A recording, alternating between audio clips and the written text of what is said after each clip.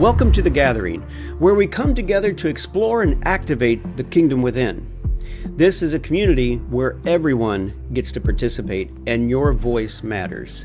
Our focus is on awakening to our true identity and shedding the world's programming, then stepping into the power and authority that we were meant to carry in the first place. In Christ we find a new creation, a life of purpose and liberation. No longer slaves to sin's dark reign. We're free to love in Jesus' name. Each week, we equip ourselves to rise above the darkness and reclaim the kingdom of love and bring that kingdom into this earth realm. Together, we're learning, growing, and living from the inside out and building a life and a community that we hope you'll join us every week and bring your friends. Welcome to the journey. In Christ we find a new creation, a life of purpose and liberation. No longer slaves to sin's dark reign. We're free to love in Jesus' name. All right, well, welcome to The Gathering. Glad everybody is joining us. Got a good group on Zoom. And then we are on we are on Facebook and YouTube today as well. So just keep that in mind. If you're on Zoom and you don't want to be on there, then you may want to take your camera off if you have a question or just put it into the text part. But so glad to see everybody. It's a blessing to have you all on here. And I've got Samantha Cardenas in the house. Woohoo! In more ways than one. Yeah, so Samantha is one of the housemates here. And we're going to hopefully be increasing that soon.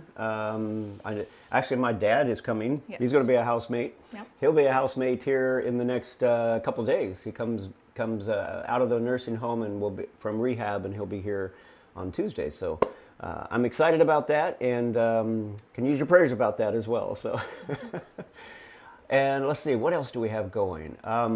Got the retreat coming up March 6th. It is full already, but I've got another one on April 23rd and through the 27th in Puerto Rico. So if you haven't got signed up for one of the retreats yet, definitely want to sign up. I'm only taking 5 to 8 people on that one. It depends on how people want to room up there. So if there's shared rooms, we might get 8 people. But anyway, I don't like going, 5 to 10 is a sweet spot, so I don't like going beyond that anyway, so it works out just fine.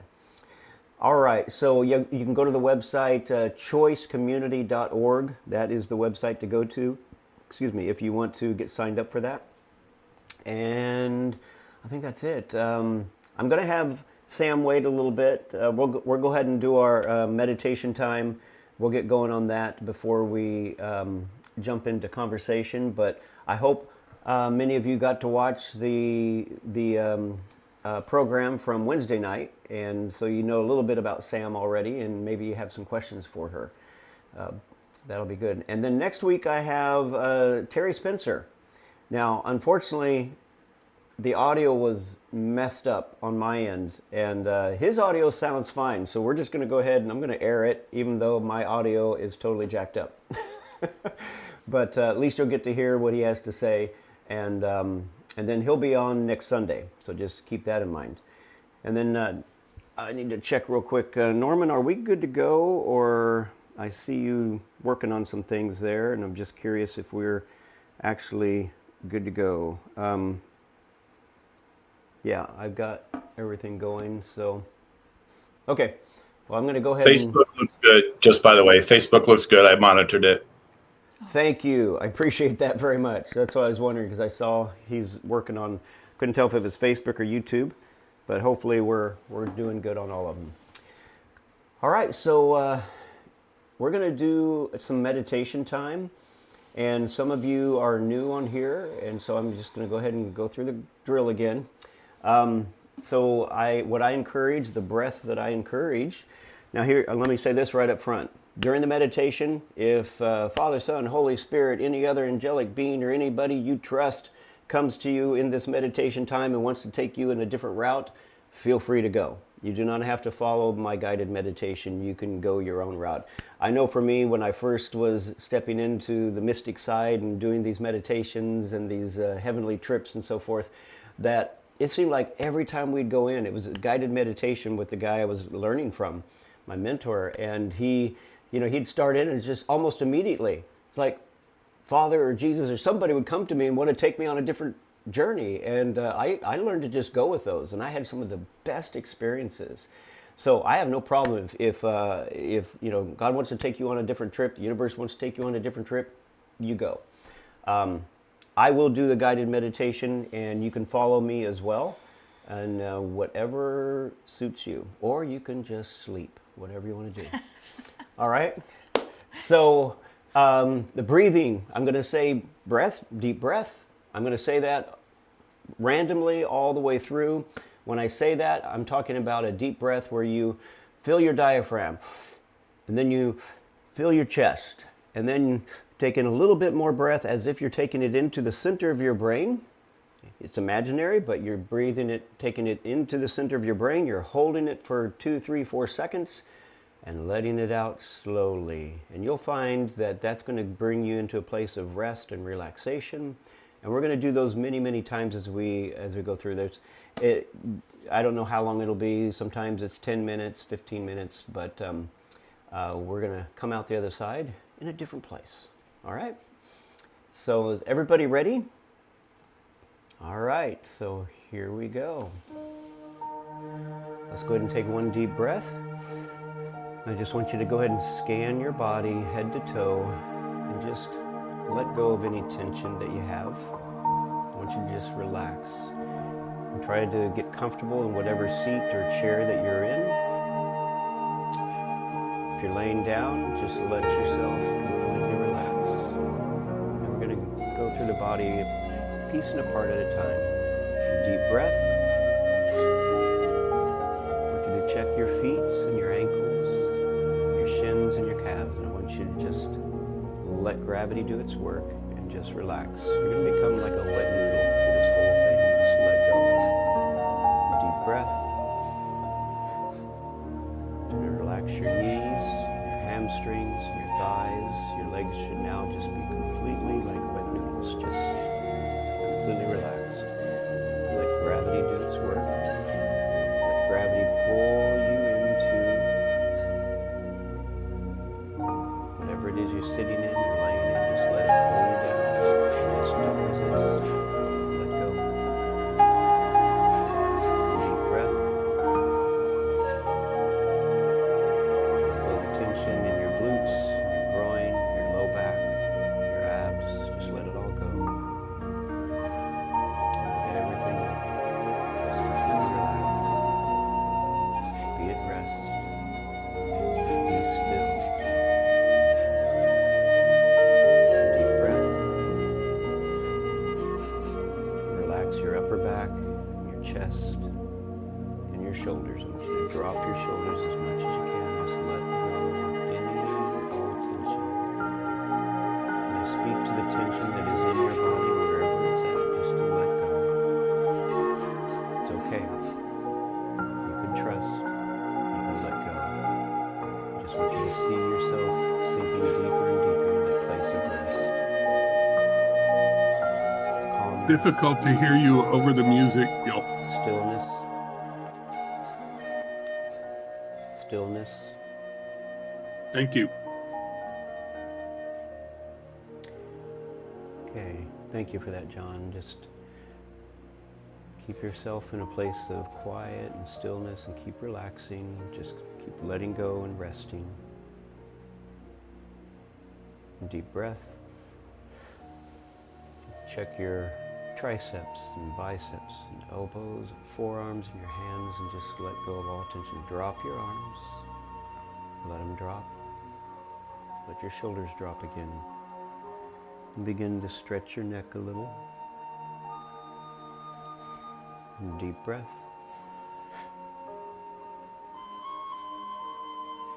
I want you to relax your neck, your scalp, all the way from the top of your neck, all the way over the top to your forehead. Just relax your scalp, relax your forehead, relax your eyebrows, relax your eyes. Let your eyes just roll back to a comfortable position. Relax your cheeks and your jaw.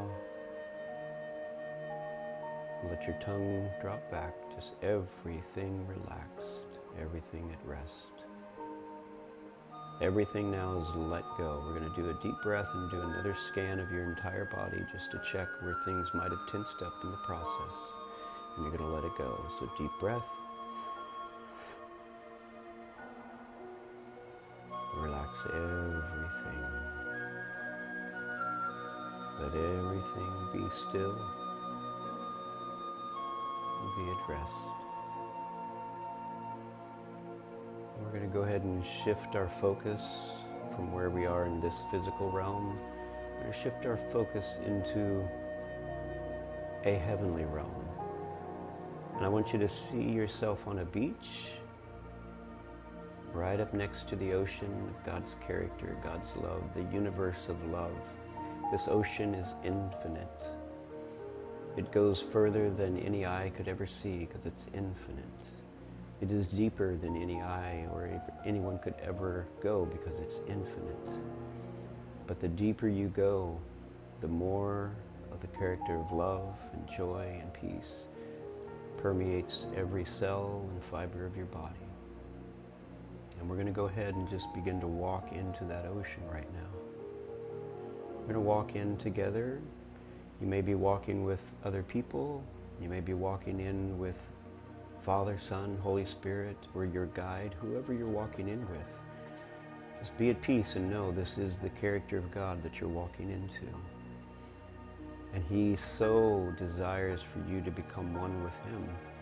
You already are one with Him, but this is going to manifest it in the spirit realm and make it easier to manifest in the physical realm as we go deeper and deeper and deeper. And as we walk in, wade into this water, you can feel it. It tingles at your ankles and your knees and your hips and your torso. And then your head goes under. You can breathe this water. It's totally fine. This is how God permeates you from the inside out and the outside in. You're in His love. You're in His joy.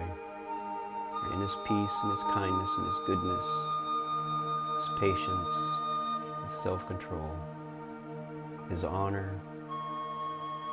His harmony, everything. Deep breath. Check your body again. Just make sure it's completely at rest. And we're going to just roll over on our backs in that ocean. We're going to float on our backs, but we're not actually going to float. We're going to begin to sink. And again, I want to remind you that we're sinking as S-I-N-K-I-N-G, and we are sinking S-Y-N-C-I-N-G. We're sinking with Him as we sink deeper into this ocean. And so the only thing that stops you from going deeper are tethers from this world, from this realm, that hold you from being able to go deeper. So we're going to let those go. Deep breath.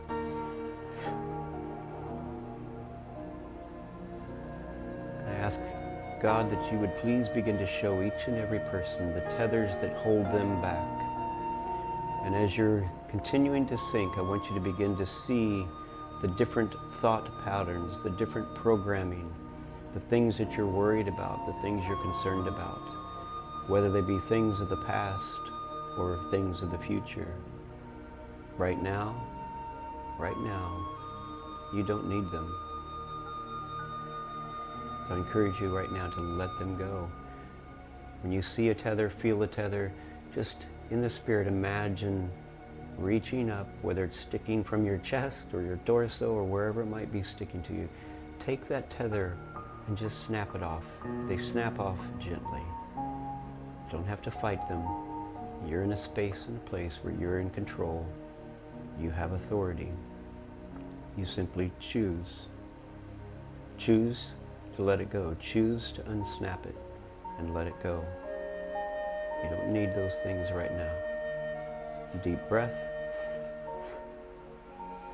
Go ahead and notice some of those other tethers that are holding you, that keep you anchored into this world. Let them go. Deep breath.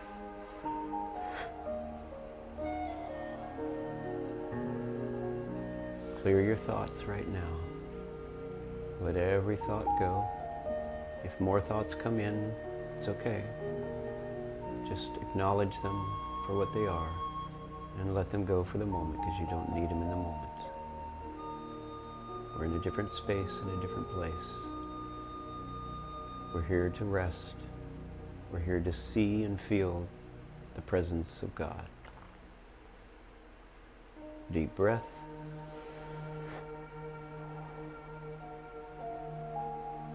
Now I call this space the quantum field. I call it the heart of the Father. This is where everything happens all the time. And you may open your eyes in this space, in the depth of the character of God, the depth of His heart, where you've untethered from so many things of the world, that you're in this quantum field where you can see and imagine so many things, because everything happens all the time here. Many of these things that are happening here, they are for you. They're blessings ready for you to receive. And so if you'd like, just go ahead and open up your arms as if you're opening up your heart, just to put yourself in a position to receive whatever is meant to be yours. You're not searching for anything specific. You're not trying to grab things. You're letting the universe show you what is needed and what is next. And as those things come to you, just receive them into your heart, receive them into your spirit. Love them, cherish them, honor them. Show your gratitude and thankfulness for them as they come into you. Deep breath. When you feel like you've received a few, we don't want to receive them all at one time. It can be overwhelming. Just receive the few that are next. These are the ones for you to now bring into the earth realm. And then you'll release them and manifest them. So just receive them for right now. Maybe put your hands over your heart just to cherish them and hold them. You didn't have to grab them. You didn't have to take them. They came to you because they're what's next. Deep breath.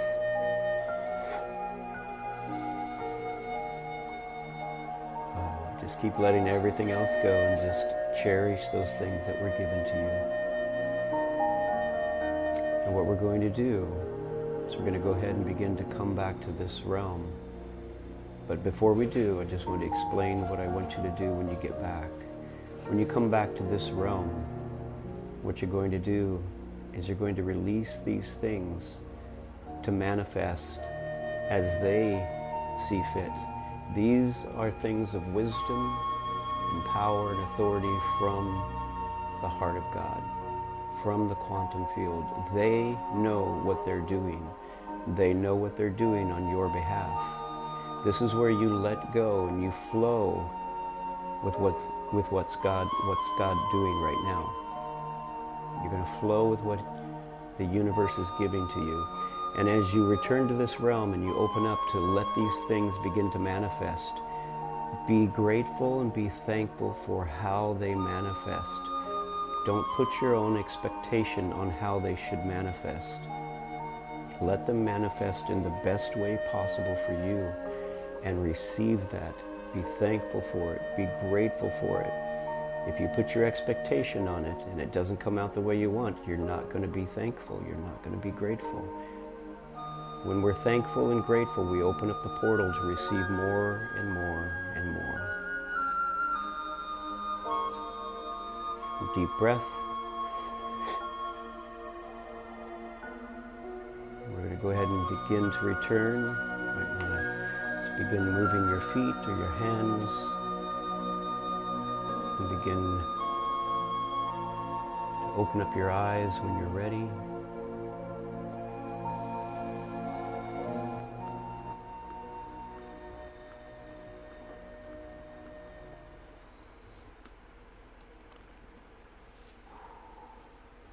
So it's an important thing to remember anyway. Hope you remember. Let these things manifest in their own way. And honor them and bless them, cherish them. Show thankfulness and gratefulness when those things that came into you are beginning to manifest. Let them manifest in their time and in their way. That's letting go, and that's flowing. Let go of your own expectations, preferences, and your emotions. Let those go and flow with what God is doing. Flow with what the universe is doing for you and on your behalf. Okay? Anybody have anything to share? And if you're on Facebook and YouTube, you can put it into the comments, and hopefully I'll be able to see it and find it. If not, maybe somebody else is monitoring that and can help out. But anybody have anything they'd like to share? Raise your electronic hand, and I'm going to go ahead and look to see if I can see if anybody is sharing anything on Facebook and YouTube. Okay. All right. Nobody right away?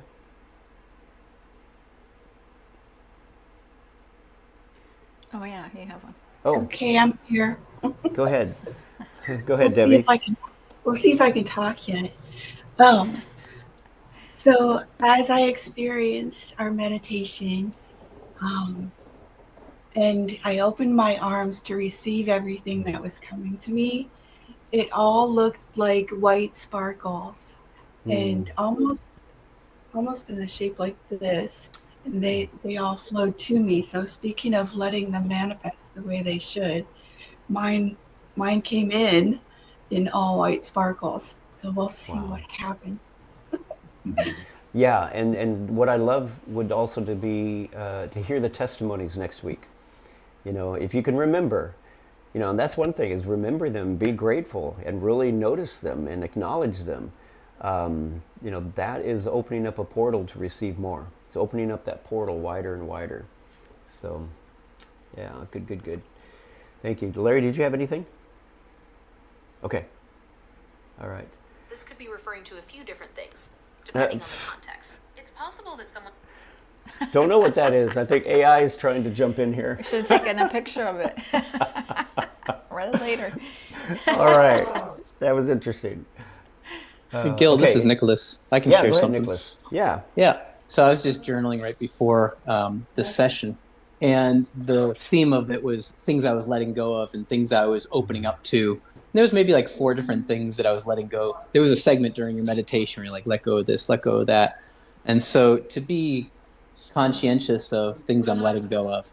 And a lot of times, like one of those 4 things, maybe back a few weeks ago when I was letting go of it, I'd feel that tug, maybe some of those Tethers. tethers. Yeah. Yeah. And I remember taking a course with the guy said, those tethers kind of pull them a little bit, but don't tug them too hard. And then they just release on their own and go. Yeah. And This so is there was amazing. that. Yeah, there was that type of thing. I feel it more of if I feel a little stuck in it, like, oh, I let go of whatever. Oh, but what would I do about this? What would I do about that? I'm like, oh, I'm still kind of tethered to it. And so when you call the bluff, maybe, or just by saying I let go of X, Y, Z, say X. I let go of X, this thing. Then it uncovers the next layer of the onion where you go, oh, there's 3 other fears underneath that. So I let go of it. Yeah. I let go of the word, whatever you call it. And then underneath the label, there were 3 fears that came up. Oh, well, what do I think about those? And sometimes you can think rationally through them. And sometimes, like you said in another part about maybe the other side of the things you're embracing, just embrace what you can at the time. Because there might be 10 things coming your way that are blessed, but maybe only 3 that are really good that you can enjoy in your next kind of now minute, now day, now week. But if you take on the next now month and next quarter, it might be a bit overwhelming. Yeah. Yep. Exactly. That's so good. Now, I'm curious because you said you had listened to somebody else talking about that tether because it's exactly what I see snaps, and they just kind of snap off. There's you Yeah. don't have to rip them off. You don't have to fight them. You're in control. You're in power. But you know, I've never heard anybody else talk about it. So Yeah, you it actually was read somebody. sure. It was Jeffrey Allen, and it was when I had for a year I had a Mind Valley subscription, and so he had a course on maybe getting with your higher mind, something like that. And I just remember he does energy, like, getting your energy to go up into the cosmos, grounding your energy down and mixing them kind of in the mesentery in the middle. But then part of it was about those tethers and just going through life. A lot of times, another analogy of is maybe you have that energy ball around you, your torus field. Yeah. And so you're walking around, and if I get close to you, if I get close to Sam, get close to someone, then you just start taking on a little bit of their energy, and so, or you think about somebody, you where your mind goes, your energy flows, and you start building attachments. And sometimes that can be good. You can share consciousness with people for a bit, but then other times you just need to say, why am I feeling a little bit heavy? I just want to be, I want to be one with all, but I also kind of just want to be me and not carry all that. So you go ahead and untether a few of those crosses that other people maybe you don't want to carry them all. That's really good. That's really good. It's interesting too, because this morning in my meditation time, I just felt the need, because I normally just do my bubble, kind of like right out here. But I'm just like, you know what? This morning, I just felt a need to just push that out, and to push it out even literally like a few miles, just to push it out, to cover some things and push some things back. And don't know why. But it just, I was prompted to, so I did it.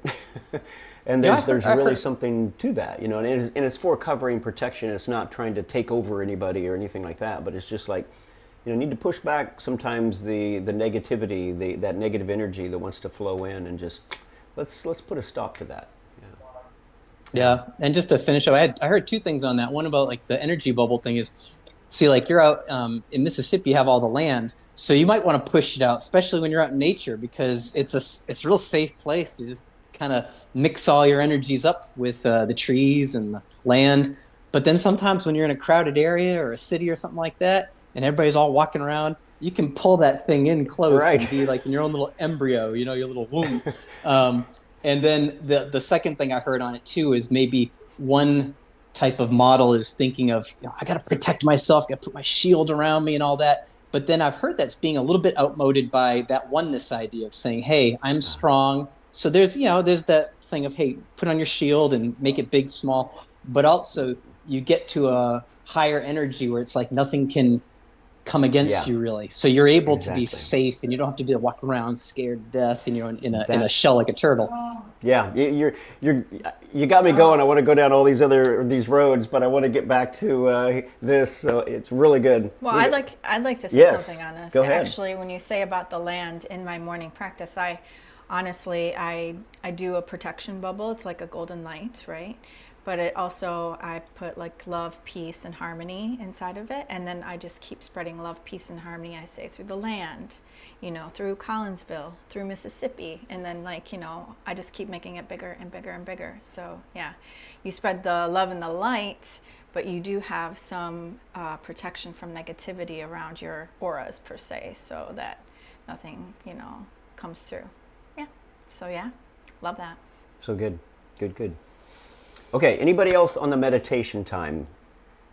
I don't see any other hands, so I'm going to assume there's not. And if somebody would be willing to check YouTube and Facebook for me, it's going to be really distracting if I'm trying to do that, and I got the buttons to push and to listen and everything. If anybody would be willing to check on one or the other anyway, Facebook or YouTube. Larry, I think you were looking at Facebook, is that correct?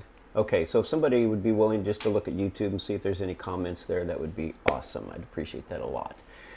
And then I think, John, you got the chat in Zoom area covered, right? Okay.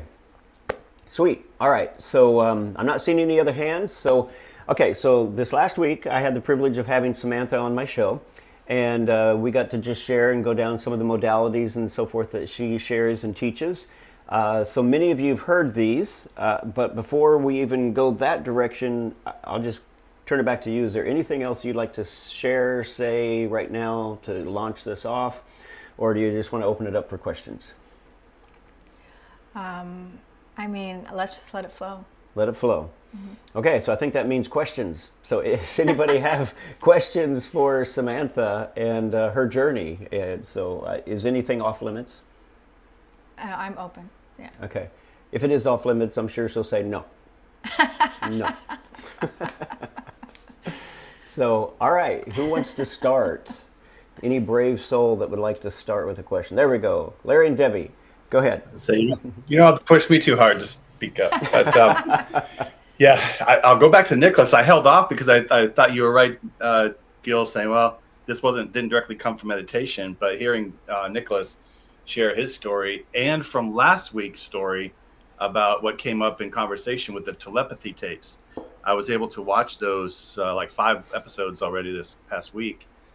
And speaking of, because these autistic, I don't know if you know about these, Nicholas, but autistic nonverbals or minimal verbals can pick up a lot of energy from around their environment. And we don't know that they're picking that up because they can't really communicate that back. And so when I started understanding that, well, I'm just saying that with what I'm hearing now, about this bubble expansion or protection and how far it can be or how small it can be. And a lot of this, we need to be picking up telepathically, right? We need to be energetically communicating. And I don't think we realize how much communication we are putting out there unknowingly. We begin to pick things up, from our wife, the ones that we're closest to. I think I've always been a good reader of rooms type idea. But I don't know if you want to continue talking about that, Samantha, in the way of breath work or in the way of being a medium, again, picking up certain energies, blocking certain energies. I think all of that would be helpful to people to start realizing when we get into these meditative states, which we're all striving to do so. I'm going to put warnings because I don't want the fear factor to be a part of this. But I want the awareness and the mindfulness of what it is we're actually connecting with and to. And I want that to be Jesus, that kind of stuff too. But then it gets this whole religious tag attached to it, and that becomes a burden as well. But Debbie's got something. I apologize. Just something for you, Samantha, that your light is so lovely and blissful and warm. Thank you. I appreciate that. So good. Go ahead. So what I would say about that is, everything is energy. And is your mute on? Oh. No, Gil, can you not hear her? Can't hear. And it looks like Mute is on, Gil. Oh. I have not touched anything. Somehow I got muted. Oh, I think I know. Larry, you must be host and you must have muted everybody, I'm guessing. Or not Larry, John. Oh, okay. Yeah, so I think... Can you hear us now? Yeah, so I think John is host and he must have muted everybody appropriately. And I got muted too. All right, so... Okay. Go ahead, start again. What I was saying is, we're all energy, and what we're attracting to ourselves and what we are around, even if you go to a plant, for instance, the energy, if you're giving it love, or an animal, if you're giving it love, you will receive the energy. If you're angry, you're, something that I can say is I could tell, my dad would just be driving down the street and my dog would know what mood my dad was in, That's how strong the energy is. And us as humans have been closed off to this energy. We have just as much power. We're just not using our intuition like animals do, So we use our minds more so than we actually use our intuition. So when we're not in tune, we don't know. If we don't know who we are exactly or haven't been working with ourselves and on ourselves, it's hard to know, is this my energy or is this somebody else's energy, right? So some people who are so receptive, especially you touched on autism, they're a different, their energy, they tend to love me because I can telepathically talk to animals and trees and all of the things. I'm open to that, so I can telecommunicate, and they can tell that I can communicate with them. So it's a different vibe and different energy. So Yeah, when you allow yourself to go within yourself and know exactly who you are, and learning and working with the energy and knowing what is truly you speaking or outside energy speaking to you, because there is that. And it's not being in fear of it, it's learning what is you and what is not you. And it's actually a gift, So sometimes I'm like, that is not me talking. Who is that? Or like, this is my spirit guide. This is like, because I know most of some of my spirit guides, and one of them is a Native American chief. And I had this through breath work, honestly. We did this breath work, and when you are in a room with people and you're all doing breath work, the energy is so strong and it helps you to pick things up more. And I was like communicating with my spirit guides, and I was like, I didn't even believe like this person was real. And then I looked him up, and he was a real Native American chief. And I was like, whoa, it just like blew my mind when I started to like really connect. And then I was learning, oh my gosh, breath work and energy, and when you have the like-minded people combined together doing the work together, it's so much stronger. And you can just like this one couple I hang out with, they're from India, so they've been meditating since they were young. That's just part of what they do. And just the three of us, and we weren't even doing anything, we were just doing our own thing, sitting in a circle of energy together. And I was going all different places. And I was like, where'd you guys go? And they're like, Bliss. And so it's just very interesting, like, but I was like all over, and it was just like amazing. So that's what I'd like to say about that is, in my experience, it is, you do need to protect yourself, because also being a medium, I've had things where I've been attacked, right? So, and that's because we don't realize like our aura or things are open, and you need to have them sealed. And how do you do that? And the more you work with your energy, and the more you work with going within yourself, you learn, and you can speak to your spirit guides or your angel guides and connect with them, and they will help guide you to help you heal yourself. There's vibrations to heal yourself. You just have to be open to receive, And we had talked a little bit on the show about the vibrations that heal, and years ago, just driving down the road, I was getting these downloads. I felt a little scratchy throat coming on, and I just, again, kind of a supernatural download of hum. You'll feel and find the right frequency, and when you lock into it, keep doing it, because it's going to, whether you're killing it or getting rid of it or shifting it or moving it on, whatever you're doing, the vibration is doing the work. And I didn't get sick, So and I've done that many times actually since then. But I just remember the first time because it was quite weird. I heard a story about this gentleman who had cancer, and something inside him told him to whistle. So he whistled this tune every day. And I think it was like 45 days or something like that. And he cured his own cancer. And that's the only thing he did. And it was the vibration and the frequency that lifted his vibration that cured the cancer. So, I mean, there's a lot to it. So. Yeah, I know we have a lot of hands up. But real quickly, can I ask this question, though? Because it is something I'm dealing with personally, is the negative inner voices. So I'm hearing, well, you're never going to lose. I'm trying to get active, lose some weight. And so I'm hearing this negative voices. You're never going to lose any weight. You're fat. You like food too much. All of that kind of stuff. And I'm trying to say no. The exact opposite of that is true. I know this, from my own experience. But that's my butt. And I'm done. Thank you. You can go ahead. I've got something to say on that too, but go ahead. So I've done the weight journey. Had major anxiety. So being a hairstylist, this is the best way I can tell you. I would get stuck on the negative, right? Oh, I haven't seen this client. I'm not making any money. So instead, I would shift it and be in gratitude. I'm gratitude for this temple that I have.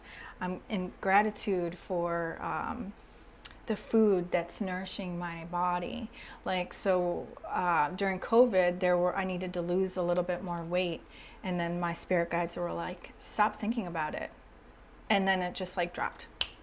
And so if you just allow yourself to love yourself unconditionally. You know, I'm have a few pounds right now that I'm not happy with, but I know with the stress and the anxiety I'm feeling, and I'm actually transitioning. I was a hairstylist for 23 years, and I've been going back to Michigan every month to do hair, and next month I'm literally stopping doing hair and it's like scary. So it's like part of my identity, and it's just like it's hanging on to me somehow, right? So when you look at things in a different perspective, you see that like you're like, okay, this was a part of you, but now you need to open up the space to become this person that you're supposed to be, you know, and your purpose. So yeah. And you know, I think many Really of you good have heard smart. me. Thank you. You've heard me talk about, you know, stop. I've used that many times. Just stop. Is that when those voices are going on and you say stop, and they don't stop? Well, if we're walking in our full power and authority, when we say stop, they will stop, and they'll move on. However, if we're still in that transition, or we're dealing with something that's maybe a little more ingrained into our programming and our psyche and so forth, it may not stop. And I've had those situations, and the way I've dealt with it, and actually Cindy will be on here soon too in the next few weeks. Cindy actually teaches this as a course, and I'm going to open up a real big can of worms right now. But you know, and this is something I did on my own before I ever even met Cindy. But I'm like, I am the one with the power and authority. Luke 10:19, right? Jesus says, I've given you all power and authority over the enemy. Period. No ifs, ands, or buts. It's like, you have the power. We have the power. Sometimes we don't recognize it when we don't walk in it, but we have the power. So if something's not paying attention to me, and if it's not honoring what I have asked and said, then I shift into a different gear, and it becomes the F you. Seriously. Just F you. Get out of here. And leave me alone. And I've gone in car rides, and I've yelled and screamed at these things, you know, for you know, an hour or two at times. And the thing is, once I did that, you know, at the end of that time period, it's like, oh, it's gone. It's gone. It worked. And I may have had to do that, you know, maybe a half hour and then 10 minutes or whatever. But it's down to a point where, for the most part, it's like, stop. You don't have any authority here. I'm not accepting those thoughts and things that are, you know, coming from the outside or coming from that programming. I'm done. And they'll go. And if not, well, they're getting the FU. You know, it's not, there's no religious thing about it to me. It's just get rid of it. Be done with it. And take the authority. Just really take the authority. Anything that's coming back at you, just take the authority, and you have it all. You have all the authority. So whatever it takes for you to usurp that thing and to move it on, do it. Can I say one more thing? What I would do also when I would have those negative thoughts is so this is great because you catch yourself, you know, negatively talking to yourself. So you actually say at least 2 positive things that you actually truly feel that you love about yourself. Yeah. Good. Okay. John and Evelyn, go ahead. I got a couple comments, and then I want to read the comments in the chat. Okay. And so you were talking about animals and understanding our personal energy and moods and so forth. And I was recalling 50 years ago, we had a roommate who was prone to having, you know, fits of anger and then depression and all kinds of things. We would be able to tell in the morning what he was going to be like based on what his cat would be like in the morning before 100. he got up. Yep. It was just amazing. I'm going to start paying attention to your cat. Cat's been hissing, you know, we're going to have trouble today, that kind of thing, you know. Let's go somewhere. But yeah, escape this mess. We were much younger then. Yeah. I also understand that cats purr as a way of strengthening their bones and their immune system. And that's one of the purposes that science now says that that's one of the reasons cats purr. Interesting. And then I want to go over to Steve Hampton has said several things in the chat. Expansion of energetic bubbles creates an extension of love. And I personally like that one. And then Mm-hmm. he also mentioned that Cindy shares about the firm no. And sometimes I get that. Sometimes you just have to say no when you're Yeah. pressed. Um, and then Steve asks Samantha, if is there or if there is a question you are not usually asked, what would be that question and what is your answer? So I'll leave it with that, and then we can move on to others. Can maybe we think upon that and go back to that? That's Yeah, yeah. interesting. Yeah. Yeah. Say it one more time though. Yeah. That last question. Okay. If there is a question you are not usually asked, what would that be, and what is your answer? Okay. Let me Interesting. ponder on that. All right. Okay, Deneen, Okay. go ahead.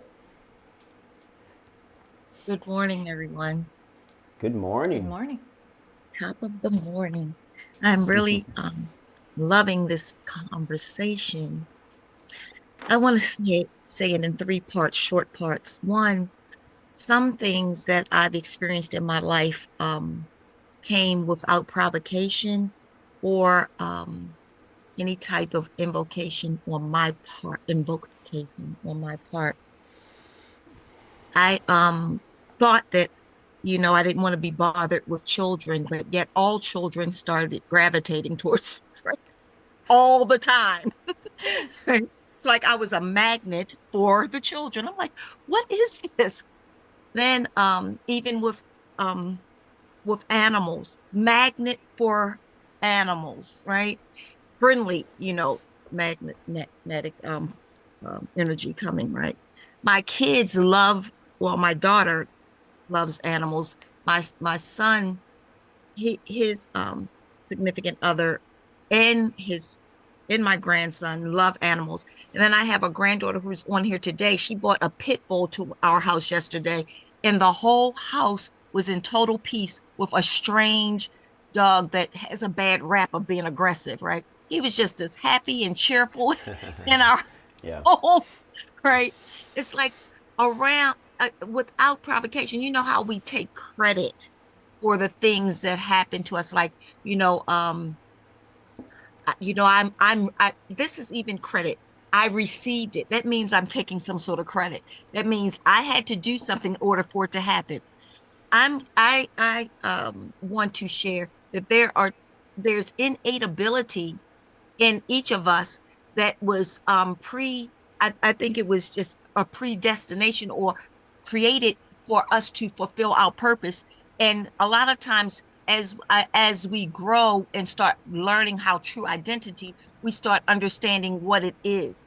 So some things are already active without a conversation with me concerning the matter. And I'm growing as I'm recognizing my passion, recognizing the things that are constantly going on in my environment, the types of frequencies that are constantly, repetitiously around me. It causes me to understand more about who I am, right? So with that being said, yeah, well, a lot of people in here know that I had this attack of sciatica. I never call it my sciatica, it's not mine. I just had this attack. My sister had this she couldn't it's two old broads living in a house together, right? My sister, she couldn't walk. We have 3 levels, right? So here we are, both of us not being able to walk. Hers is because the cartilage in her joints was just rubbing together. So she's a traditional medicine person and I'm an alternative medicine person. So she went and got some sort of gel shots in her knees, and it made things worse. Right? She was Oh, just screaming wow. and carrying on. She said, "Oh, I'm in so much pain." On yesterday, we both woke up with zero pain. Zero pain. And I mean, I was trying all kinds of stuff. She tried all kinds of stuff. And one day, I believe because the concentration was on being healed, Mm-hmm. and I don't believe I did anything other than change my perception. Both of us wanted to be healed, and we were trying all of the things in our lanes. I was doing all kinds of alternative stuff. She was doing all kinds of traditional stuff. And yesterday we woke up and it was amazing at the same time. And it was the day that all of the grandkids and some of the kids came over because I had a joint birthday party because I didn't do any individual stuff. Everybody whose birthday was from December to February, we had a birthday party for, right? And it would just so happen that that day was the day that we all got a birthday gift of relief of pain. So my Nice. whole point was bringing this out into this conversation to recognize about the different things that are going on in our cosmic environment that are not necessarily because we have to I think my personal opinion, we have to stop thinking that works is the way, that I did Yeah. this and that happened. I prayed and that happened. I did the things are in us already, and Yes. when it's released, it's because we are open and receptive, not because I decided to receive, but I'm just open for the truth to manifest in my life, and so this is what happened to me. And then the third thing is I work with autistic kids all the time. And guess what, guys? Surprise, surprise. All of them always want to hug me. Even they don't even touch the ones they want to hug. And I'm like, what is up with this thing? Because I have not figured all of that out yet. I'm just sharing this with you in the midst of it, right? Because this conversation is coming up. It's like here, this one kid that I caused to have a breakdown one day. Actually, I won't get into that because a lot of people want to share. But I didn't know she was autistic because, bureaucracy has a tendency of not sharing the right things with the right people. So here, if I'm going to be doing some work with her, I should be knowing her whole history. And so they didn't tell me, and we had an interaction. But after that, after I found out, all of a sudden there was this love fest that has taken place. And every time she sees me walking down the hall, she just comes and grabs me and squeezes me tight. Yeah. So I just wanted to put this out there for conversation because many of you in here probably know a little bit more about maybe what's going on in the cosmos or the atmosphere concerning those type of encounters. Thanks for listening, guys. And I will say, Nicholas's son, he's on here right now. Nicholas's son is. Yeah, I can bring him on. Yeah, go Hey, ahead, Nicholas. Oliver, what's up? Say hi. Hi. All right, that's Oliver. He's 18. He's autistic. Says few words. But Larry, I did listen to the telepathy tapes back a few weeks ago because they came into my field a couple times in the last month. They're really helpful. I was a little demoralized a few weeks ago because I hid some chocolates and I was like, the chocolates are above the washing machine. The chocolates are above the washing machine. I was like, I shouldn't use my brain. I should try to open up my heart and speak to him through my heart with the telepathy. But let me plug my earbuds in here. It's back now, I guess. But anyhow, I tried my best. We're using some other methods to try to get him to be able to talk to us, but I'm also feeling like his being wants me to learn how to talk to him. So I'm tapping into telepathy too. So going back to the Sam focus and someone else's question, I'm interested in the telepathy thing big time for a couple of reasons. Oliver, also, I'm into extraterrestrials, and so I kind of want to talk to them a little bit. And Soul Family, we were talking about them. So during the journeying, going into the water, kind of seeing my soul family with me and then baptizing me in water. But yeah, autism. And a couple of years ago, there was some ladies who were real tapped in, and they were telling me what he was thinking, because they're like, yeah, he this is what he's feeling. He's discouraged about this or that. And I thought, man, that must be nice.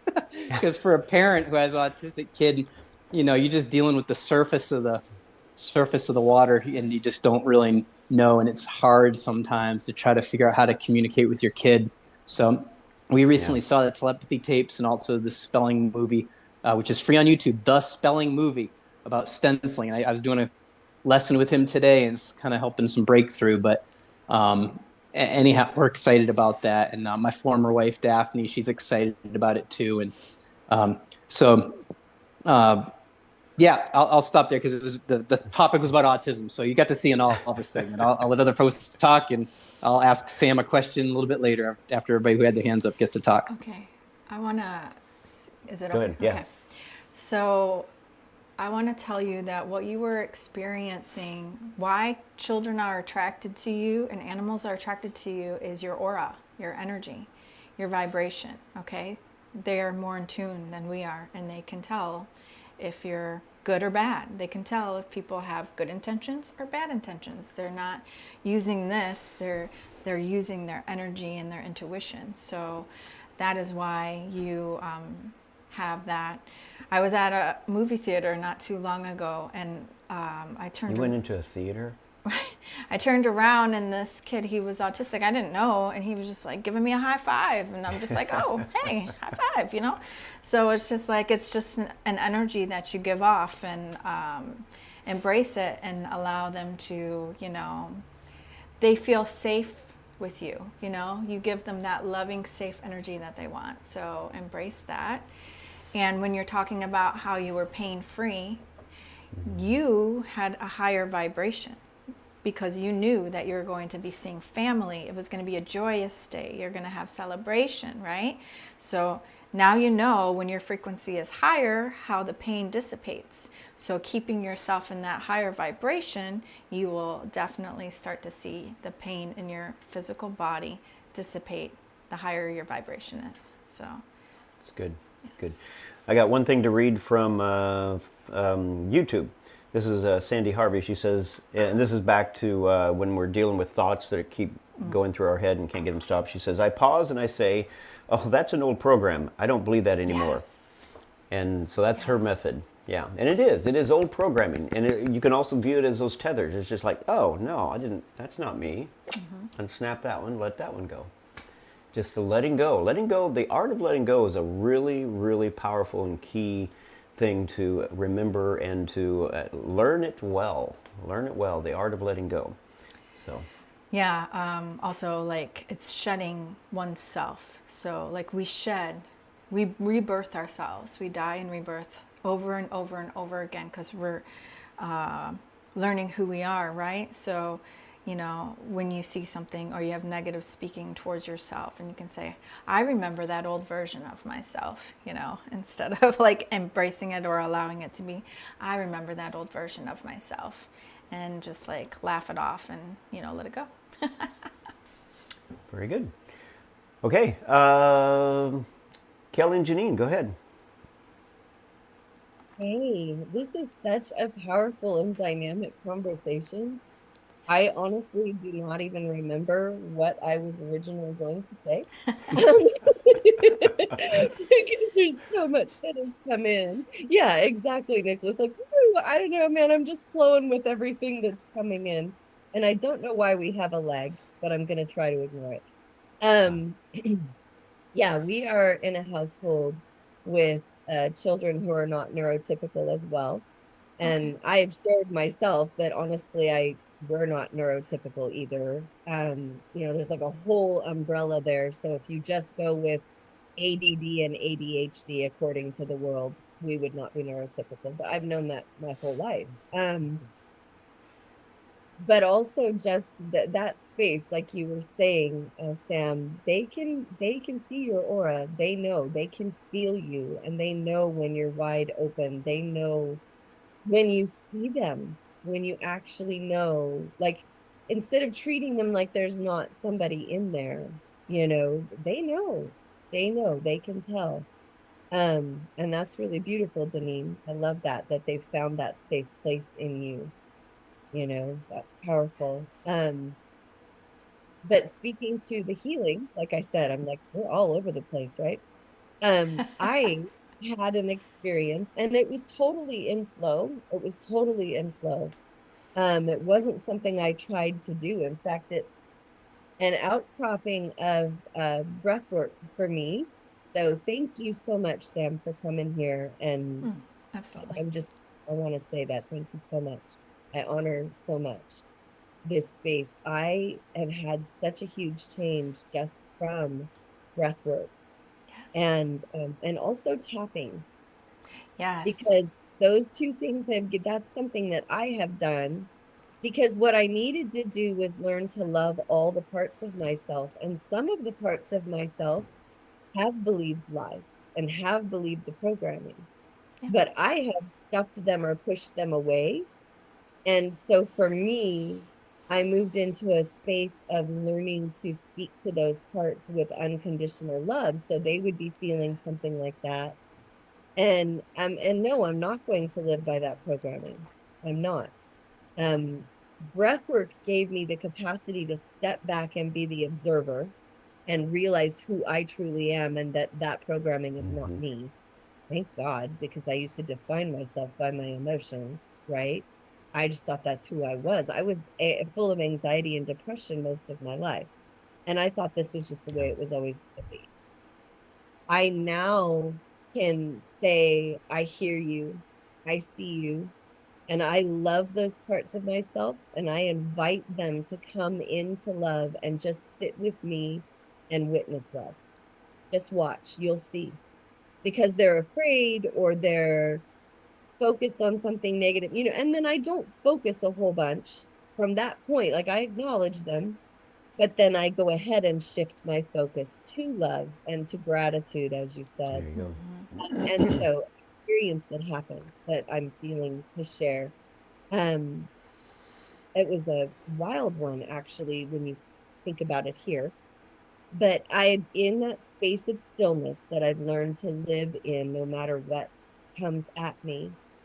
Kelly had made a travel mug, a good sized travel mug of hot tea for me. He had literally just poured the boiling water into it. And I came downstairs and I took the lid off of it. It was sitting on our breakfast counter, which is about chest height for me.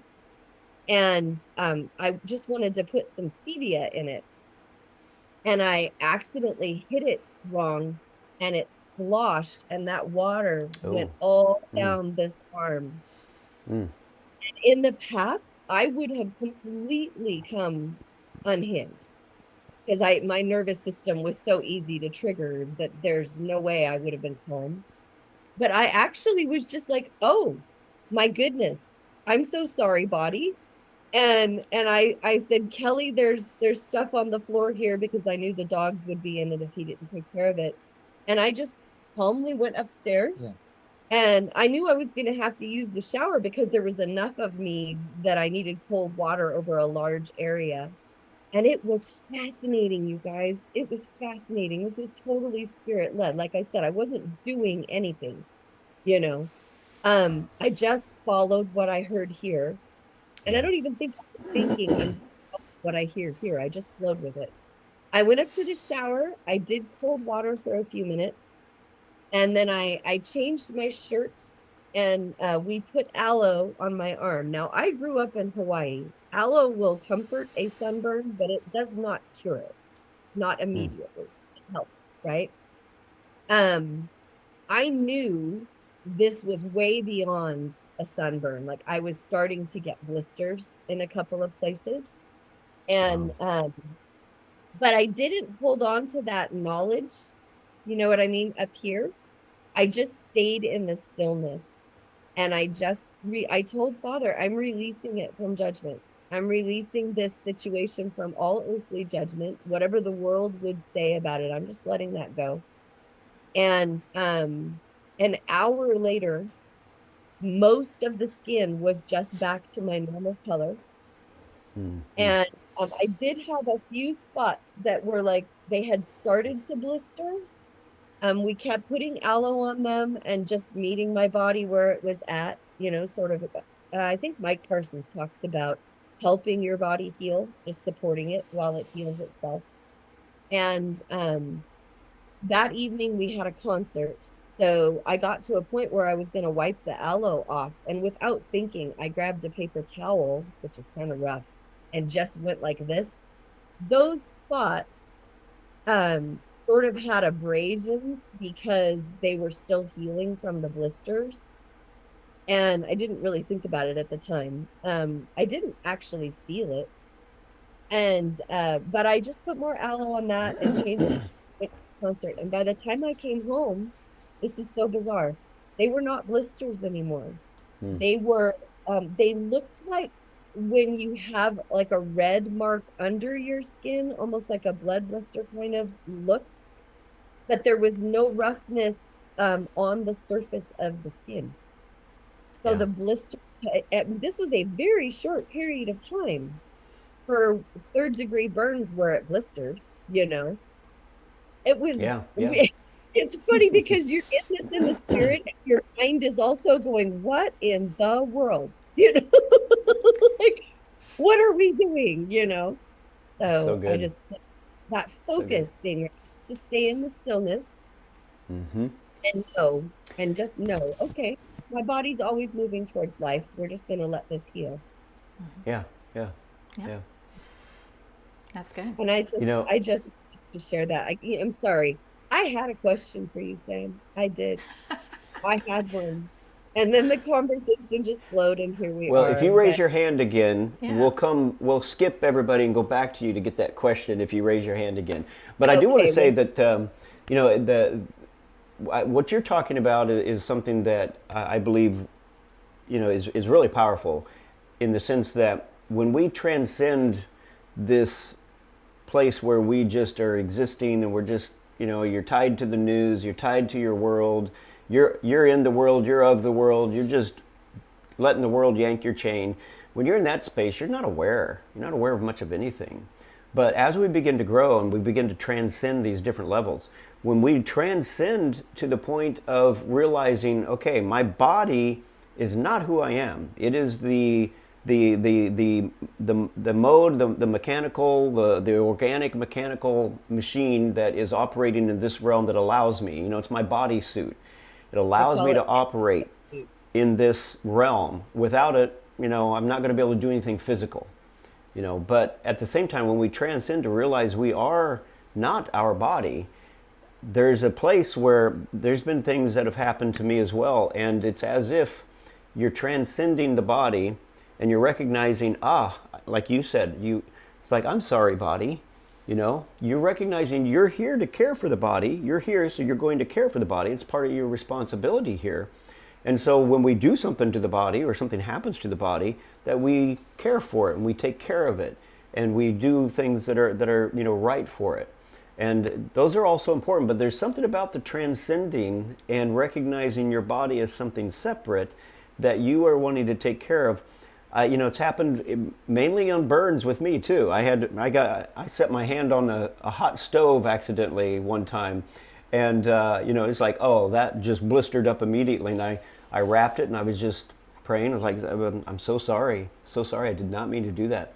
Literally, when I took, and it blistered immediately. When I took the paper towel that I wrapped around it, when I took it off, I don't know, it's probably 20, 30 minutes later, it was gone and it didn't even leave a mark at all. And it's just something when you transcend the body and recognize it as your responsibility, there's something that happens there. There's an empowerment. And you're also you're unlocking the body so that your body, if you let the mind go, it will get all worried and tied up in your past stuff. It'll get all worried and tied up in your future stuff. And it's fighting all those chemicals and all those thoughts of all those events. And it's wasting all of its energy trying to take care of something that's not even real in the moment. Exactly. I have a Yeah. theory on, I feel like it's because we are creators Yeah. and we have been submitted to the nervous system.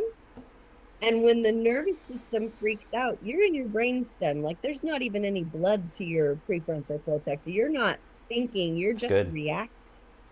So Mm-hmm. when you learn through breath work to stand back and Yeah. observe things, you start to discover that you can govern and you don't have to be run by that. You don't have to end up Exactly. incapacitated, in which case you are able to honor the body.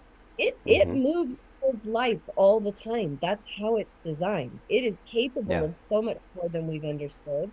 And so Absolutely. we just have to quit creating on it and let it heal. Yes. And that is the thing, is the body has an amazing ability to heal and to regenerate. And so when you're able to let go of that past and present, or excuse me, past and future, then in the present, your body can do amazing things. It's amazing what it can heal. But you've got to train yourself to let go of the past and the future and not be worried and concerned about it, but just You know, there's things that are coming up that it's like, oh, I've got to do this to get ready for that. So that's a future thing. But it's like you're not worried about it. You're not concerned about it. You're not stressing about it. You're just with intent. You're moving forward and making choices to do whatever it is you need to do. It's not worry and concern or even desire or want. Those two create a vacuum and create a worry. It's genuine presence and learning. This is not something we do. There's no checklist, but we learn to trust that we really will have everything we need. There you go. And will carry to us everything we need. So Absolutely. if there's a future event, I can listen and go, well, is it time to think about that future event? Nope, I'm going to stay right here. And the spirit will bring up when the time comes that I need to, like, it'll come out of nowhere. Oh, make that phone call. I'll make the call. It'll flow so perfectly. It takes way less time. And then I'm on with the now moment. And I just took care of something that in the past would have completely stressed me out, but I didn't even give it any energy. It was just There you go. About being in flow and present. And Yeah. so your frequency helped you heal, right? Because you didn't freak out, right? So if you would have been in that freak out and in the scarcity of what could develop, then it would have, right? But instead you were calm and at peace, right? So focused and created more, because I've been given that says if this happens, then XYZ will happen. I could have gone with that information and created that. Yes. But that's what we have not understood is that we are creating that. Yes. Yep. There you go. So I have something about healing the body that happened to me. When I was younger, I had to have emergency gallbladder surgery. And my sister didn't tell me this until 2020. And it never resonated to me. But so the doctors came out and said, hey, you guys might as well go to dinner. She's got an extra valve in her body, and we got to figure out how we're going to put her back together. So my sister says, Sam, I think your body was making a new valve because the valve had, gallstones in it and wasn't working and functioning. So your body was actually making a new valve to let the passage go, right? Because I was like, I don't want to go to the hospital. I don't want to go to the hospital. Like that's all I was concentrating on. So my body's like, okay, I'm working as hard as I can, right? So it's just very interesting. And until my sister said that to me, I was like, whoa, I never thought of it that way. So I do believe if we allow ourselves, we can create and heal and regenerate. We just have been taught we need the doctors and the medicines to do the things. We've been programmed. Yeah. Big time from pharmaceutical world. Yeah. The pharma. Yep. All right. So good. Okay. Maxine, go ahead. Yes. I have a comment and a question. My comment has to do with our thoughts. And I heard someone say that there's a part of our brain, in the back of our brain, that thoughts do not go through. And if you can concentrate on that, the thoughts that are coming that you don't want go away. And I do it kind of simultaneously. That thought, I instantly think about the back of my brain, and then I think about my frontal lobe. And that's where my senses go for the presence of the Lord. And it is phenomenal. My question is, Sam, is your spirit guide part of the cloud of witnesses? Oh, I don't know. So that's interesting. So I just asked, and he said yes. I don't know what that is, but okay. But it's weird because his name is Chief Iron Cloud. That's his name. And, my understanding is, and this is something that even Adina had kind of stumbled onto, which I thought was interesting, that she found people in the cloud of witnesses who were still here on the earth. So it's as if our bilocation ability in the spirit, we're all there. We're all there in that cloud of witnesses, and there is no one who's not there.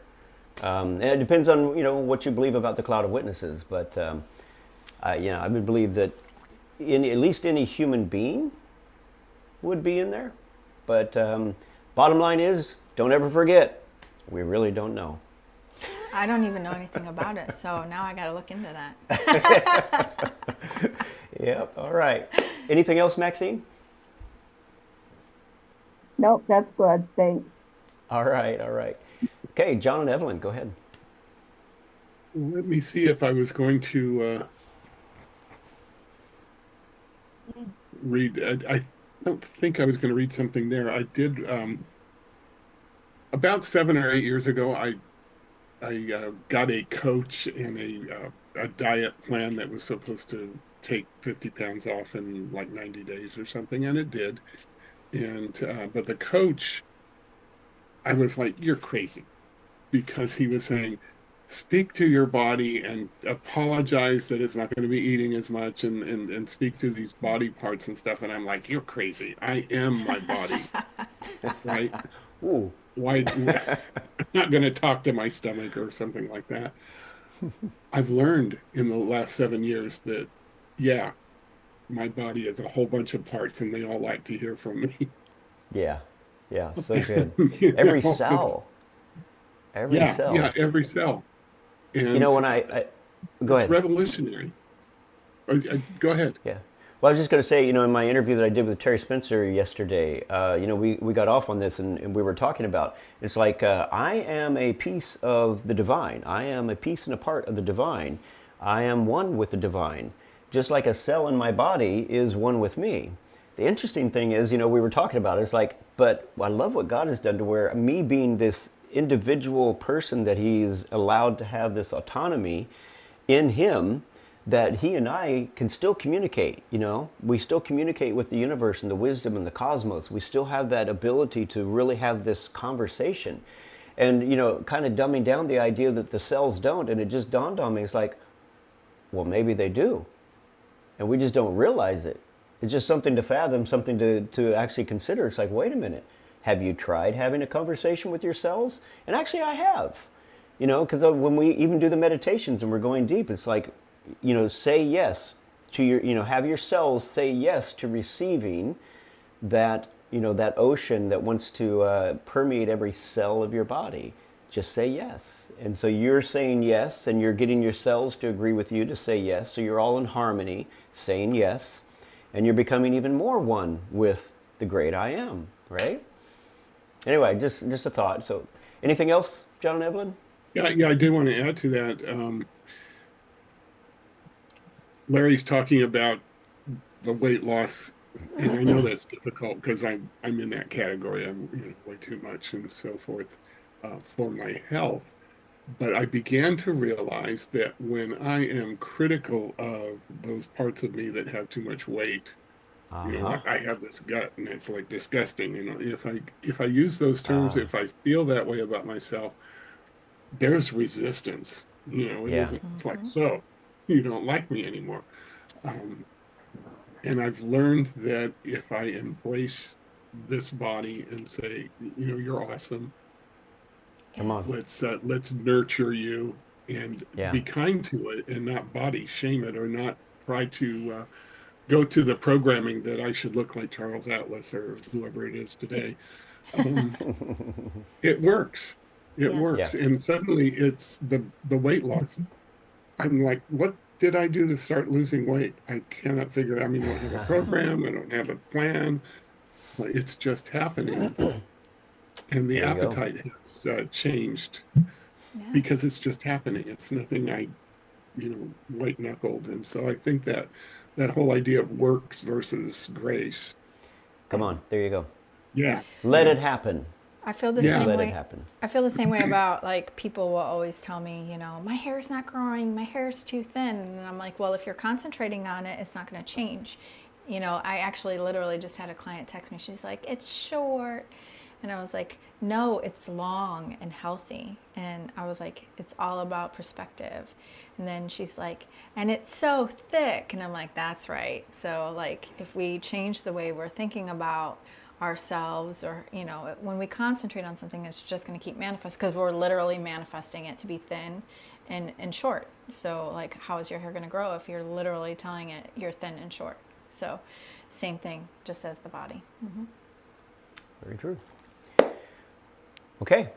Anything else, John? All right. So that was First John. Now Second John, and every week it changes. We don't know who's First John and who's Second John, but today, go ahead, John Weens. Okay, hello. Hello. Yesterday, I went for a meditative cross-country ski, something like behind me here. And so part of my meditation was I stopped at a tree, and all the trees had snow on it.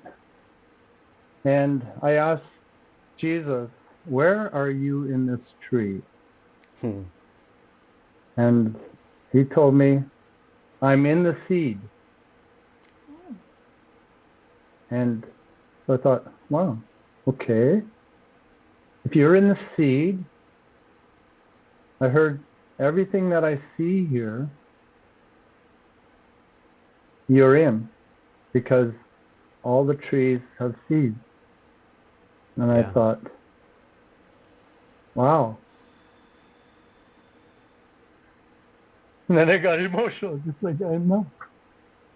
Wow. I said, Jesus is all around me. Come on. And I didn't know it. And then I remembered, I have often said, that scripture in Ephesians, I believe it is, Christ is all and in all. Yeah. And up until yesterday, I was just saying that. I was believing it, but yesterday I experienced it. Come on. So good. So good. So, and then, and I was standing there, and all of a sudden, a big clump of snow dropped off of it. I didn't see any snow anywhere else as I skied, fell off any other tree. Wow. It was like the tree was acknowledging me. Come on. And thanking me for taking notice. Yes. That they have the life of God in them.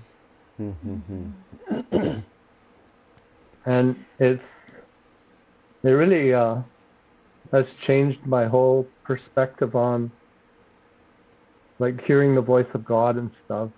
Yes. And giving me that abiding trust in his nature, that he takes care of us. And then this morning, I have been battling with different things in my health and stuff. And I was listening to a guy named Jamie Winship. And he's talking about how God gives us, he'll give us questions to ask. And my question was, why? What is the why in my life? Why did I get skin cancer? Why did this happen to me?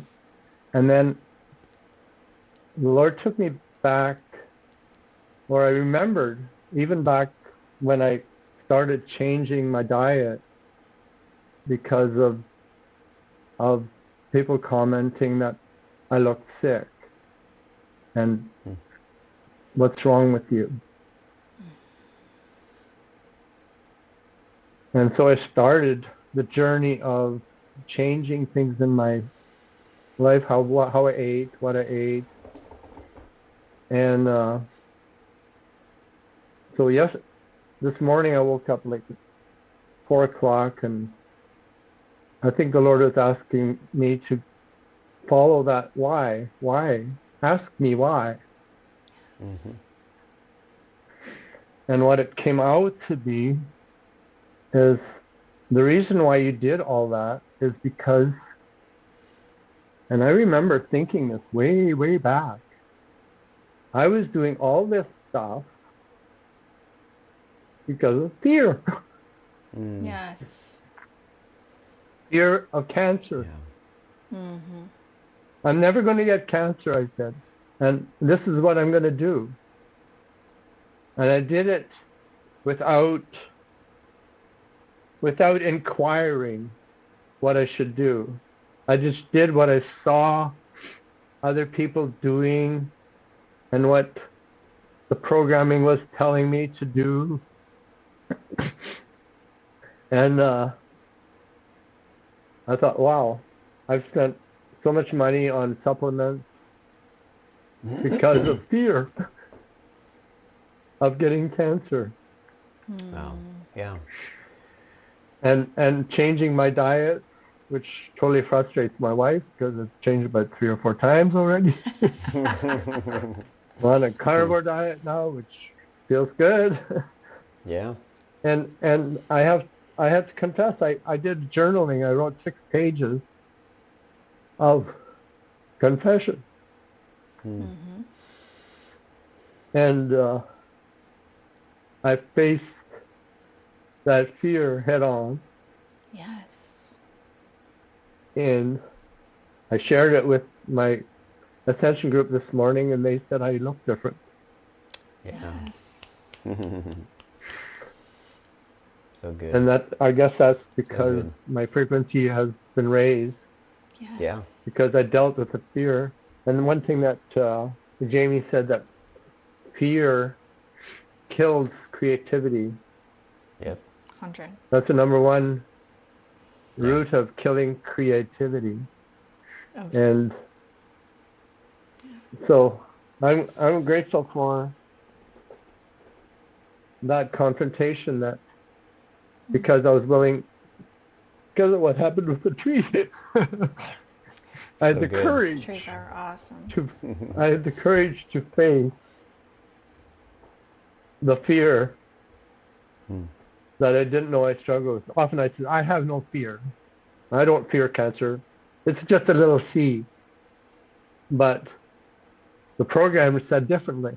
Gotta let it go. Yeah. So to this morning, I let it go and dealt with it. And I'm a different person inside. And I feel like things are going to change. And I believe my body and the diagnosis will change So as a good. result of Yeah. dealing with the root cause. Yes. Yeah.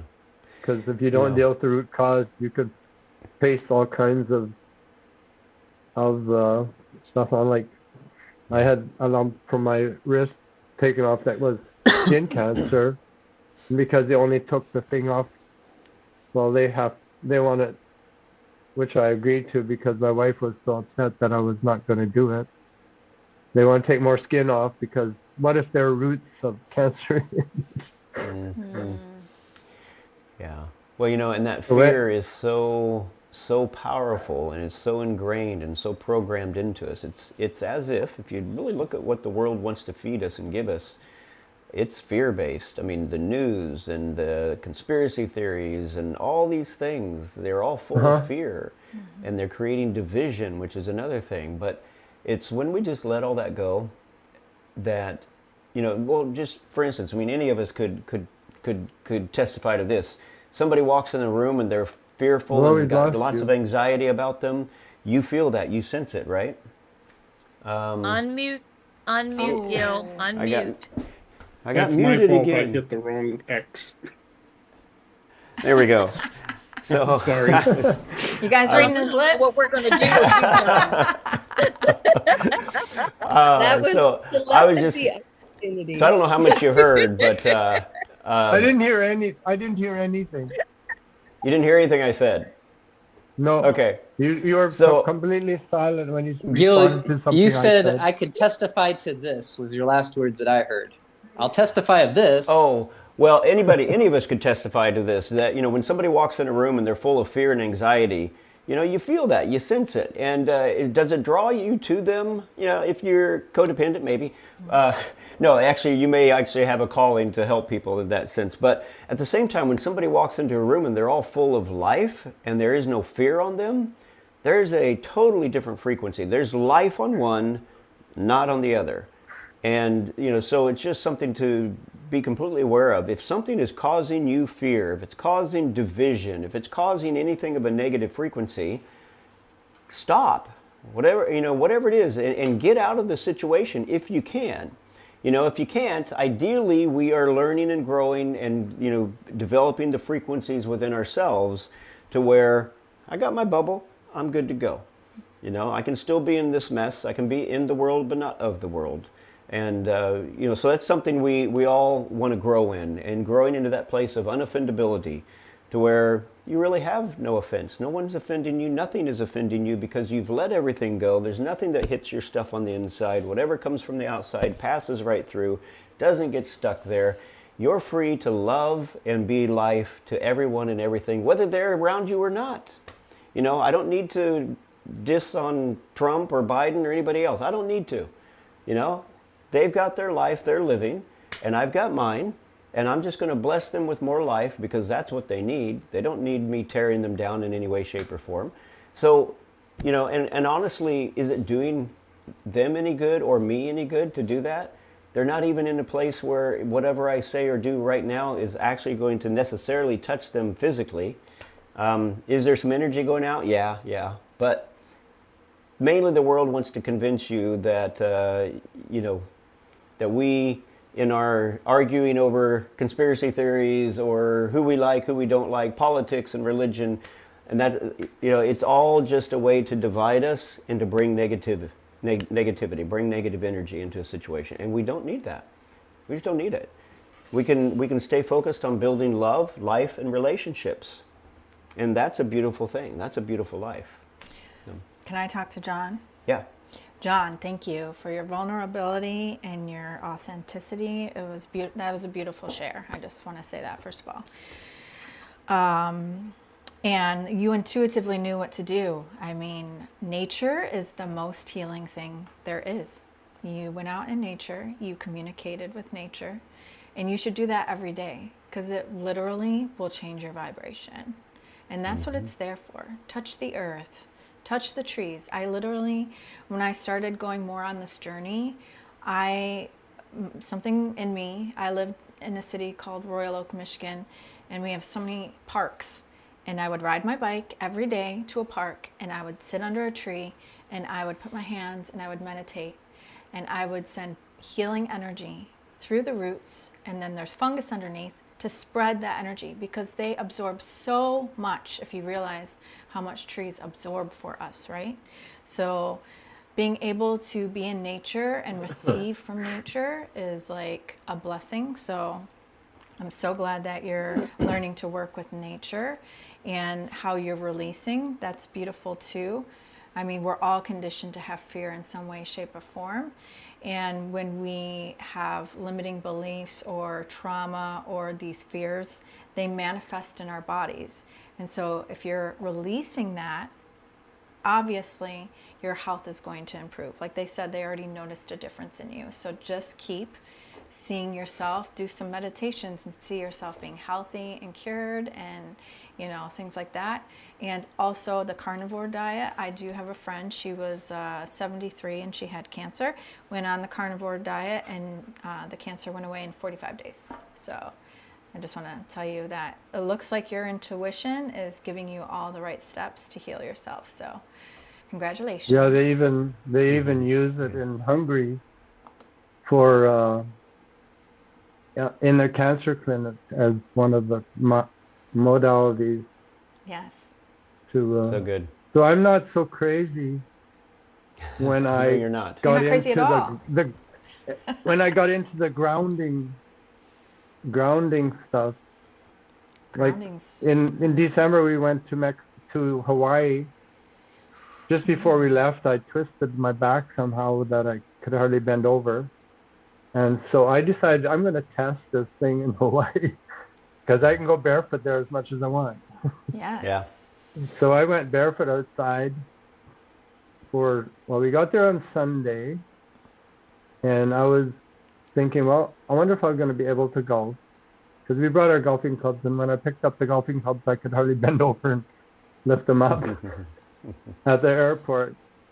And then when we got to the hotel, as soon as I could, I went outside. I left my shoes in the hotel, and went and laid on the grass, pulled my shirt off and laid on the grass. And I did that as much as I could on Sunday and most of the day on Monday. And on Tuesday morning, I did a workout barefoot. And I went back up into the hotel and I said to my wife, I'm ready to golf today.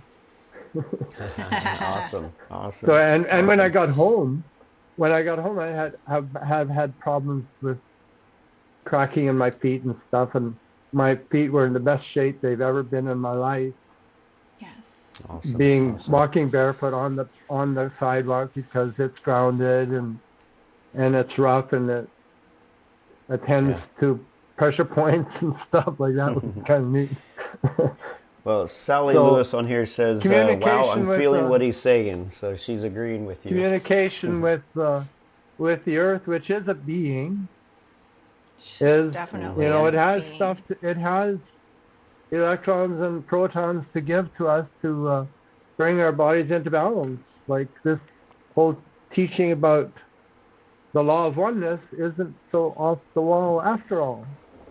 Actually, the more we're in, she provides us with everything. We don't need anything outside of nature. She has everything. She used aloe on her burn. Hello, that's nature. You know, like. Yeah. And I Just get saying. the plant-based diet from the cow who digests it because I can't digest it properly. Right. Everything's there. Earth has provided everything that we need to be healed. It's amazing. It's amazing. And the You know, other thing and I'm curious. Go ahead. The other thing I was going to say is, when people think that their body is you, my body is not me, the real me. My thoughts aren't the real me, because as soon as the thoughts pass, I would pass too if it was. My emotions aren't the real me. It's just an expression. My body's expressing the emotions of my real me. So, not to get upset when you get upset, that's not really the real you. It's just an expression of what came out of your soul or spirit. So, like this one guy, RJ, I don't know if anybody knows about him. He said, when you are dealing with the ego mental identity, if you realize you actually, well, he said, one of the things he said that, food isn't what gives you the energy. It's your sentience that gives you the energy. The divine part of your being is what gives you the energy to do everything. Now you got to think about that. Well, I guess that's why breatharians can actually live without eating and drinking and just breathing. Yeah. And Yeah, that's it's something I wanted to say on the breatharian and on the breathing. The other thing about the breathing is, when you are full of fear, when you are, got anxiety, when you do have those thoughts that just keep running the rat race type thing, the breathing, not the whole thing, but a big part of the purpose for the breathing is it takes your focus off of that and puts it on the breathing. It's pretty simple. We're breathing all the time, but when you put your focus on the breathing, it helps get your mind off. It's a pattern break. We've talked about the pattern breaks many times. Yeah. When your brain is stuck in a cycle, you need a pattern break. And many of you have different things that you're going to use for pattern breaks. Many of you probably use pattern breaks not even realizing what you're doing. But you're doing something to just stop that thought process so it will, just stop it in its tracks and you move on. That's what you're wanting to do. You need to move on. You're stuck. And so a pattern break does that. Breathing is a pattern break. And it works for nearly everybody. But it's powerful. The breathing is definitely powerful. And it's in the Bible anyway, it talks about God breathing the breath of life into Adam, and that's what made him a living soul. So that breath is that spark of life. It's that energy. It's like a light can't come on, a computer can't come on unless you plug it into power. We need to be powered up, and it's as if we've got a nice battery of the spirit, the divine, that when given to us at conception, boom, we've got that power, and it animates us, for all the days of our life. You know, it's pretty powerful. I mean, it's very powerful. Yeah. So when you're, like you said, when you're sad or something, you ask yourself the question, who is sad? I am sad. And then you go, won't tear.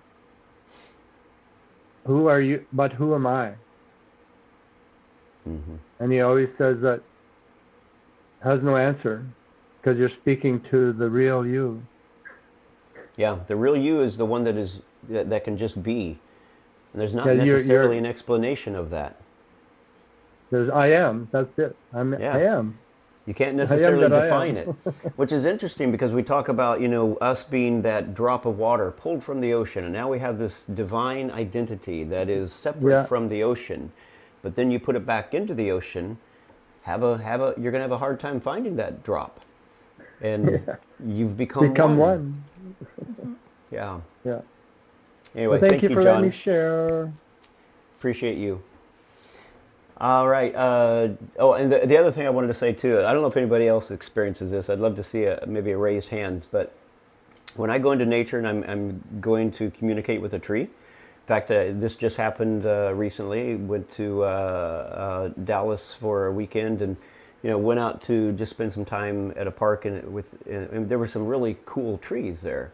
And I went up, and as soon as I touched, even as I'm going to touch them, the communication is already starting. And I don't talk in tongues. I don't speak in tongues that often anymore. But almost every time I go to communicate with the tree, it immediately just comes out. I start speaking in tongues. And I'm just curious if, okay, I see a few hands raised. Yeah, it just is, it's just a natural thing. It just pops out. It's just that speaking in tongues to communicate with them. Yeah. Okay, John and Evelyn, go ahead. Oh, go ahead. Go ahead, Kelly. Okay. I'm sorry, Janine. I sometimes just get that response just with my feet on the earth. So just on grass or something like that. Yeah, and it's interesting, yeah. It's, the earth language, perhaps. It'd be interesting. I have to look into that more. Okay, go ahead, John and Evelyn. The chat is blowing up, so I want to read that, but I've also become really, I had a wart for like 10 years and got tired of it and said, okay, Kaiser, do what you need to do. And I didn't realize that was going to be surgery instead of freezing, And so I'm learning that this thumb does an awful lot for me, including operating a mouse and different things. But I'm also giving it a lot of thought now in the context of today's conversation. It's like, because I've been, the doctor has, AMA against medical advice. I've been snipping this thing off for 10 years. Every Saturday night, it would grow and it'd bug me. And so I'd clip it off. And the doctor said, let's send you to dermatology. And it's like, okay, let's get rid of it though. Anyway. Steve Hampton in the chat said, while perfect love casts out fear, perfected fear can stop love. You are stepping into perfect love. Yeah. And then there's a lot more that I haven't yet pre-read. There's some jokes about I'm keeping you on your toes, Gil, by muting you. Oh, yeah, right. And then it's testing my ability to see if I'm offended, right? Well, that's true too, huh? And it's a cue to lean into telepathy, either Kelly or right. Said. Yeah, if you can't read my lips, we're going to go to the next level. And I'm eager to experience that. I mean, we have a certain amount of telepathy. I don't know, we say, are you on my beam and understand stuff, but we've been with each other for many, many, many years. I really want to expand that and have that with others.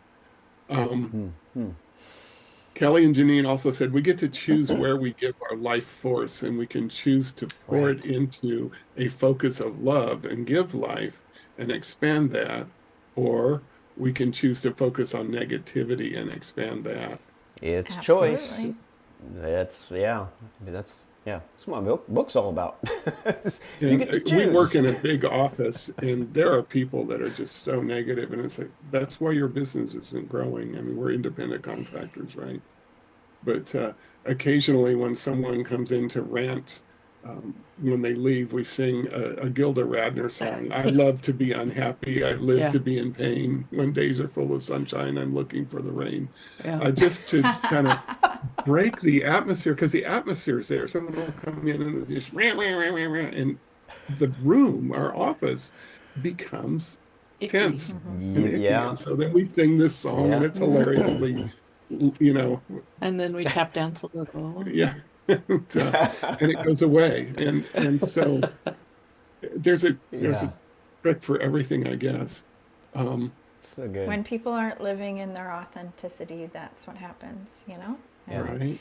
see, you are choosing to be the contractors for that job, where that's just their job, right? So they're negative about it because they're a slave for somebody else. You know, there's just like so much of So that good. when people, you know, being a hairstylist, I would hear all these people complain all the time, and it's just like, so you can do the job better, right?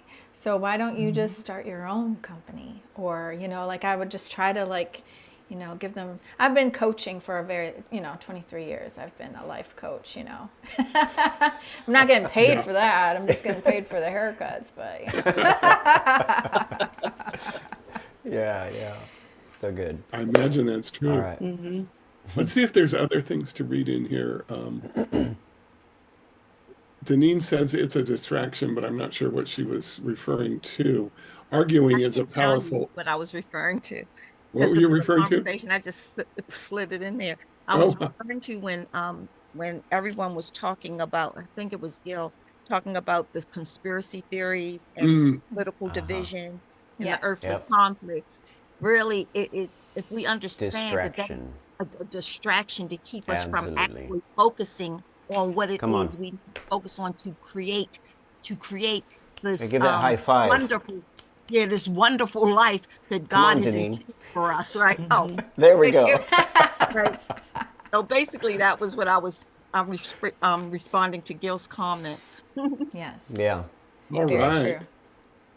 Very good. That's super true. And Steve Nicholas, you had Hampton's your got hand more. up. Yeah, I wanted to go back to Sam. Sam, you had made a comment that after 23 years of hairstyling professionally, that you were going to be moving on from that, and it sounded like either you said it or I just felt it, that you're feeling a little bit of apprehension about it, and that you just made a recent comment about how you were coaching all those years but not getting paid for it. And I know you're transitioning to a new community, and I have a similar situation going on in my life, and the thoughts I'm thinking. So I was wondering just how your journey with that is going.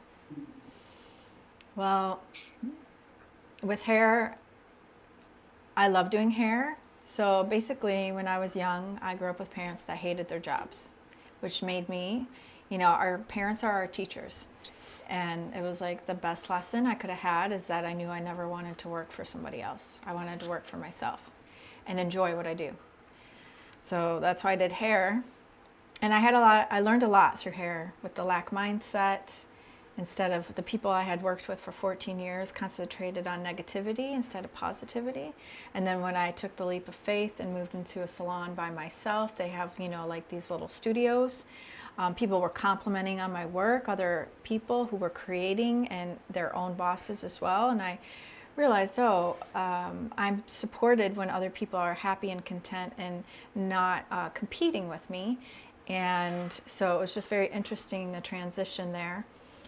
But as I grow on this journey, I realize that I want more and I want to help more people, and not just aesthetically. I'd like to help them, you know, inside, to be that safe space in the portal that I know that I am, and people have told me that they feel that I am, to help them on their journeys to finding themselves. So I've been transitioning for like 8 years, and finally decided that, you know, I have the clientele where I can speak freely. That's the thing, is like, for a while I had to pick and choose who I would talk about the things that I actually am passionate about, right? Because of my fear of judgment, or how what they would say or feel, or losing them as a client. And then finally I'm like, I just want to attract the people that I want to, that I can speak to. And so then that transition. So I've learned a lot through hair, but now I realize that it's served its purpose, and it's time for me to step into my full power and what I truly want to do in my heart. And until I allow that to allow myself to let that go, I can't fully step into my power of what I'm trying to create. And it's scary because I've been doing it for 23 years and I love them. They're like family too. That's another thing. It's like everybody becomes family to me too. So it's just very interesting. But it's that, there's a little bit of fear, because it is also how I make all my money. So once I let that go, I'm not going to have that revenue, but then I'm also allowing the space to be able to create and make new ways of abundance. Which, on that note, real quickly. Oh. Okay, so 3 of you that are on here are coming to the retreat March 6, 7, 8, and 9. And so, Samantha is here. So if you're curious or interested in having some of the modalities that she's doing that you would like, number one, I'll be getting an email out hopefully this week. And if you would like to take advantage of some of the modalities that she does, I think you can get a discount if you actually, what am I thinking of? Schedule it ahead of time, right? And so think about that. And then while you're here, you can still do more if you want to, and just schedule it with her when you're here if you want to do that. You also do a lot of things online via Zoom and so forth. So you might share just on that really quickly, let people know. And if you want to reach out to her, we'll put some, we'll get it into the note, or get it into the, I'll put it in the notes. I'll get it in the notes. I'll have to do that a little bit later, but I'll get it into the notes so that you can find her email and reach out to her that way. So go ahead. Basically, I can do majority of my modalities online. Like crystal healing is like the only thing I can't really do because you're not physically here for me to put the crystals on. But any other modality, I can teach you breath work if you wanted me to coach you and teach you different ways of breathing. I teach, it's very important to have a morning ritual and an evening ritual to set and ground yourself. In the morning, your meditation, you do some movement and get your energy going and flowing for the day. So I usually teach people how different breathwork modalities, and you can pick up whichever ones you feel like you're in tune with. And also giving evening regiments too. So like I listen to my binaural beats. So like I will coach in whatever is working for you or you want to try, and then I help you integrate. I check in with you. So I can teach all of that basically. I can, if you want to learn yoga privately, just one-on-one, online I can also teach you and show you even while you're in the pose, like how you can manipulate your body to be in a better state, or if you need to buy blocks, or if you need things to assist you. So, and if you have specific pains, like you were talking about your sciatica, and I could show you some poses for sure about your sciatica to help you in yoga, things like that.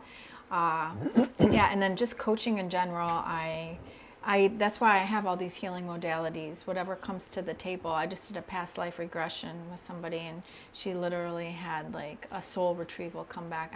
You just don't know what you're going to experience, but I'm just the open vessel and portal to help be a safe space for people to transport and have the experiences they need to heal. So yeah. So good.